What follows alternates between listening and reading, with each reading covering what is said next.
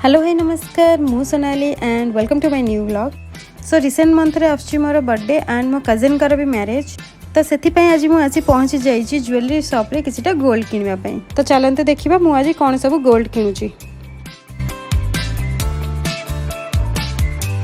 So entry करू करू first मु एटी देखतिली इयररिंग्स एंड एटी बहुत सारा कलेक्शन थिला इयररिंग्स रो एंड मते भी गोटे इयररिंग पसंद आछि एंड मु एडा एबे ट्रायल करूची।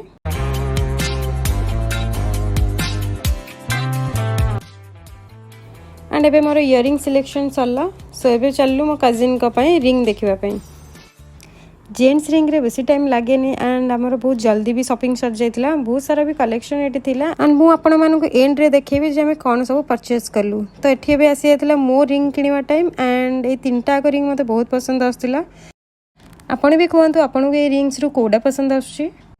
एबे फाइनली हमर शॉपिंग सरी जाय जी एंड मु ए तीनोटी ज्वेलरी पसंद करिछि। आपण मानु कहंतु केमती लागुछि एंड आशा करछि आपण मानु को भल लागिथिबो ए मिनी व्लॉग टी मोर एंड आर सहित रहुछि। जय जगन्नाथ। देखा हबा नेक्स्ट व्लॉग रे आउ किछि न्यू टॉपिक सहित। Till then bye bye.